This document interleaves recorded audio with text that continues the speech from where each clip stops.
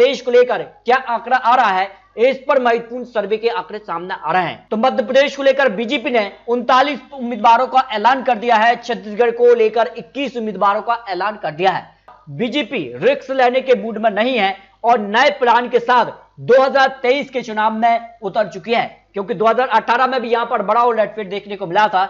BJP 107 तो कांग्रेस ने 114 सीटें हासिल की थी। सिंधिया खेमे के कई नेताओं का टिकट कट सकता है, जो उम्मीदवारों की पहली लिस्ट सामने आ रही है। जबकि अगर बात की जाए तो कई हारे प्रत्याशियों को दोबारा मौका मिल सकता है, क्योंकि डी कैटेगरी के उम्मीदवारों को यहां चुनावी मैदान में उतारा है। जबकि इसमें अगर बात की जाए तो 11 एसटी, 11 ओबीसी और 9 सामान्य वर्ग, और इस तरह से यहां चुनावी मैदान में महिलाओं को भी इस बार मौका मिला है। तो क्या कुछ आंकड़ा बन सकता है, किसके दावे और किसके वादे में दम है, इस पर जमीनी स्तर पर कुछ महत्वपूर्ण विश्लेषण सामने आ रहा है। अगर बात की जाए तो इस बार प्रधानमंत्री मोदी जी और अमित शाह जी लगातार यहां मध्य प्रदेश दौरों पर रहे हैं और कई बड़ी सौगातों को भी दे चुके हैं। तो ऐसे में योजनाओं के दम पर इस बार बीजेपी मध्य प्रदेश चुनाव में अपने दम पर सरकार बना पाएगी या कुछ नया देखने को मिलेगा, क्योंकि इस साल 5 राज्यों में चुनाव है, जिसमें मध्य प्रदेश, राजस्थान, छत्तीसगढ़, तेलंगाना और मिजोरम में चुनाव है। बात की जाए 2018 में तो 5 राज्यों पर बड़ा झटका बीजेपी को रहा था।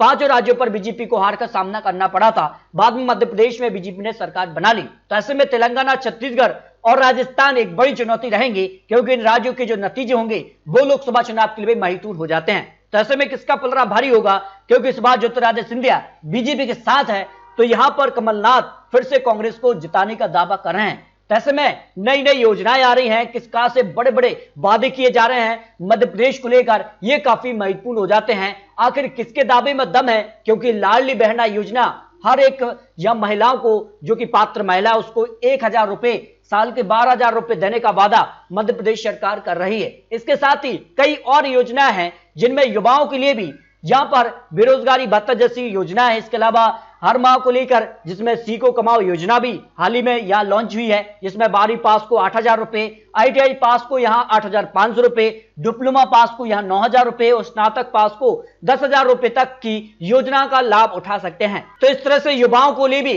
यहां पर नई योजनाएं सामने आ रहे हैं। जबकि इसके लिए कमलनाथ ने भी नारी सम्मान योजना को रखा है, जिसमें महिलाओं को 1500 रुपए देने और गैस सिलेंडर जो है 500 रुपए देने का वादा कमलनाथ भी किए हैं। जबकि किसान कर्ज माफी का भी बड़ा वादा और 100 यूनिट बिजली जैसे कई वादे या कमलनाथ भी या जनसभाओं में करते नजर आ रहे हैं। तो किसके दावे और किसके वादे में दम है, जमीनी स्तर पर किसका पलड़ा भारी है, इसको लेकर महत्वपूर्ण आंकड़े। लेकिन इस बार आम आदमी पार्टी भी चुनावी मैदान में है, लेकिन माना यह जाता है कि जब भी आम आदमी पार्टी यहां पर सीधे तौर पर किसी भी चुनाव में उतरती है तो इसका नुकसान कांग्रेस को रहा है। ये यहां पंजाब में भी देखने को मिला था कि आम आदमी पार्टी ने सरकार बना ली और कांग्रेस को बड़ा झटका लगा। इस तरह से अगर बात की जाए तो आम आदमी पार्टी जो दावा कर रही है कि इस बार सभी 230 सीटों पर मध्य प्रदेश में उतरने वाले हैं, जिसका नुकसान किसे होगा, किसे फायदा होगा, क्या बीजेपी में आए कांग्रेस से 25 से ज्यादा बड़े नेताओं को बीजेपी दोबारा टिकट देगी, यह भी एक महत्वपूर्ण सवाल बना हुआ है। लेकिन जो हाल ही में प्रत्याशियों की लिस्ट जारी किया है, कई नेताओं के नाम यहां पर गायब रहे हैं। तो ऐसे में किसका पलड़ा मध्य प्रदेश में भारी होगा, इसको लेकर महत्वपूर्ण विश्लेषण। मध्य प्रदेश में क्या खिलेगा कमल या कांग्रेस की होगी वापसी, इस पर महत्वपूर्ण विश्लेषण सामने आ रहा है। तो बात की जाए, माना जा रहा है कि पार्टी ने यहां पर अंदरूनी सर्वे में यहां पर मौजूदा 130 विधायकों में से 40 की स्थिति कमजोर पाई गई है और 8 से 10 विधायकों के टिकट की काटने की संभावना लगाई गई है। और ऐसे में जो हाल ही में लिस्ट भी जारी हुई है, इसमें कई बड़े नामों के यहां पर जो हैं 14 से ज्यादा यहां पर टिकट कट चुके हैं पहली लिस्ट में। तो ऐसे में काफी महत्वपूर्ण यह हो जाता है कि कांग्रेस के ताजा सर्वे में भी 38 विधायकों की सीट बेहद ही चुनौतीपूर्ण है और ऐसे में कई सीटों पर यहां पर जो है काफी कमजोर कांग्रेस पाई जा रही है। तो ऐसे में टिकट बंटवारा काफी महत्वपूर्ण हो जाता है। भाई मालवा निमाड़ रीजन की 66 सीटें आती हैं और यहाँ का क्या आंकड़ा बन रहा है, क्योंकि बड़े यहाँ पर जो है जिले आ जाते हैं, मंदसौर है, उज्जैन है, जिसके अलावा धार, इंदौर, देवास जैसे बड़े जिले आते हैं, खरगोन खंडवा भी निमाड़ रीजन में आ जाती है। और ऐसे में यहाँ का क्या माहौल बन रहा है, यहां से किस तरह के आंकड़े बन सकते हैं, क्योंकि बड़े यहां पर जिले आते हैं और कहीं ना कहीं व्यापारिक दृष्टि से भी इन जिलों को काफी महत्वपूर्ण माना जाता है। तो यहां का क्या आंकड़ा बन सकता है, तो मालवा निमाड़ रीजन भी काफी महत्वपूर्ण माना जाता है, क्योंकि यहां पर जिस कारण से कांग्रेस से कई नेता जो हैं वो यहां पर बीजेपी में आए थे, वो मालवा निमाड़ रीजन से आ जाते हैं। तो ऐसे में यहां पर 2018 के चुनाव नतीजे में बीजेपी ने 28 सीटों पर जीत हासिल की थी, तो कांग्रेस ने 35 सीटों पर जीत हासिल की थी। लेकिन यहां पर जो है उपचुनाव देखने को मिला था, 66 सीटों के लिए अगर बात की जाए तो उपचुनाव के बाद यहां पर बीजेपी का पलड़ा भारी हो गया था। कांग्रेस यहां 29 सीटों पर रही थी, क्योंकि कई ऐसे नेता थे जो कि इस रीजन से आते हैं और जो बीजेपी में आ गए थे। इस कारण से उपचुनाव के बाद बीजेपी का पलड़ा यहां पर भारी नजर आया था।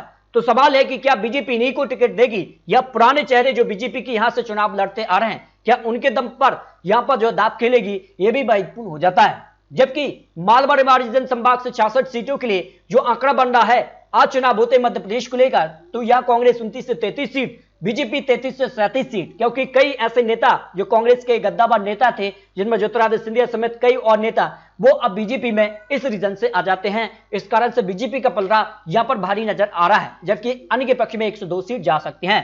इस तरह से अगर बात की जाए खंडवा लोकसभा सीट पर भी जिस तरह से भाजपा को यहां 2,75,000 वोट और भाजपा को यहां पर 2021 में यहां पर 80,000 वोट की लीड मिली थी। इस तरह से अगर बात की जाए तो लोकसभा चुनाव में भी खंडवा लोकसभा सीट पर भाजपा ने यहां जीत हासिल की थी, जबकि नर्मदा किनारे संभाग जहां की ओमकारेश्वर, खंडवा जैसे, खरगोन, बुरहानपुर जैसे बड़े जिले आते हैं, तो यहां का क्या महत्वपूर्ण आंकड़ा बन सकता है, क्योंकि खंडवा जिले की 4 में से 3 विधानसभा सीटों पर भाजपा की विकास यात्रा पर भी जमकर विरोध प्रदर्शन देखने को मिला था। तो ऐसे में यहां का क्या आंकड़ा बनेगा और यहां बीजेपी को कितना फायदा मिल सकता है, इसको लेकर भी महत्वपूर्ण आंकड़े 2018 के लिए या किसानों का जो कर्ज माफी का बड़ा मुद्दा यहां कांग्रेस सरकार ने उठाया था, तो क्या एक बार फिर से यह किसान उन पर भरोसा जता पाएंगे, यह भी महत्वपूर्ण सवाल कांग्रेस के लिए कहीं ना कहीं यहां पर एक बड़ी चुनौती रहेगी। तो ऐसे में कुछ विधायकों के खिलाफ जमीनी स्तर पर भी जनता की नाखुशी देखी गई है, तो भाई कई सीटों पर वोटों की यहां पर साइलेंट भी रहे हैं, यानी सीधे तौर पर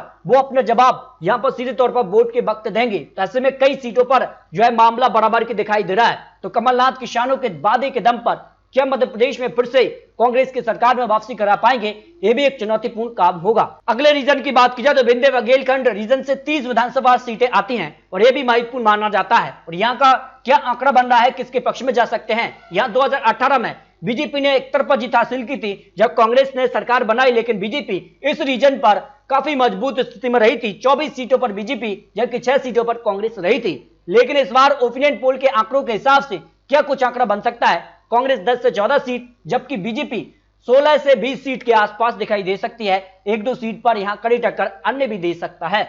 जबकि अगर बात की जाए बुंदेलखंड संभाग से 26 सीटें आ जाती हैं और यहां का क्या मामला आ रहा है, क्योंकि बुंदेलखंड रीजन भी काफी महत्वपूर्ण हो जाता है और यहां से बीजेपी के बड़े बड़े गद्दावर नेता आते हैं और ऐसे में कई और नेता जो बीजेपी में यहां कांग्रेस से आए हैं वो भी काफी महत्वपूर्ण माने जा रहे हैं। तो ऐसे में बुंदेलखंड रीजन से 26 सीटों में 2018 में बीजेपी ने 14 सीटों पर जीत हासिल की थी और कांग्रेस ने 10 सीटों पर जीत हासिल की थी।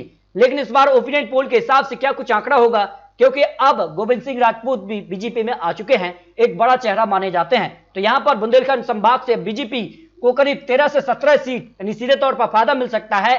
कांग्रेस 9 से 13 सीटों पर आ सकती है, 0 से 1 सीट अन्य के पक्ष में जाने की संभावना यह दिखाई दे रही है। मध्य संभाग से 36 सीटें आती हैं और मध्य प्रदेश को लेकर जो आंकड़ा है उस हिसाब से यहां किसका पलड़ा भारी नजर आ रहा है। 2018 में यहां बीजेपी ने 23 सीट तो कांग्रेस 13 सीटों पर सिमट गई थी, लेकिन आज चुनाव होते हैं तो 36 सीटों में से बीजेपी करीब 20 से 24 सीट, कांग्रेस यहां 12 से 16 सीट पर आ सकती है, 0 से 1 सीट अन्य के पक्ष में भी जाने की संभावना मध्य भाग को लेकर 36 सीटों पर लगाई जा रही है।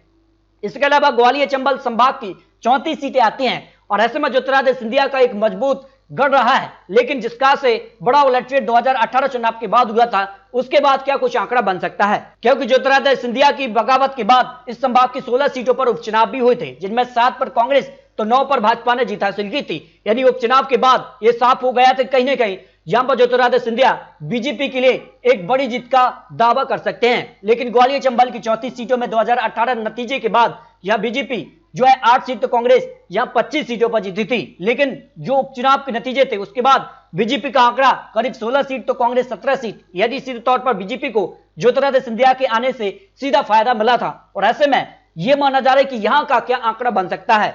तो फिलहाल आंकड़ों के हिसाब से आज चुनाव तो 14 से 18 सीट पर कांग्रेस तो 13 से 17 सीट तक बीजेपी यहां पर दिखाई दे सकती है, क्योंकि यहां पर काफी कुछ अंतर देखने को मिल रहा है। 102 सीट अन्य के पक्ष में भी जा सकते हैं। इस तरह से मध्य प्रदेश को लेकर जो आंकड़ा ओपिनियन पोल विश्लेषण सामने आ रहा है उस हिसाब से आज की तारीख में अगर विधानसभा चुनाव होते हैं और जो जमीनी स्तर पर आंकड़े बन रहे हैं, चुनावी प्रत्याशियों का ऐलान भी हो रहा है, कई योजनाएं यहां भारतीय जनता पार्टी भी सामने आई है, तो कांग्रेस बड़े बड़े दावे कर रही है। आज चुनाव तो कांग्रेस करीब 98 से 112 सीट तो बीजेपी 105 से 129 सीटों पर आ सकती है।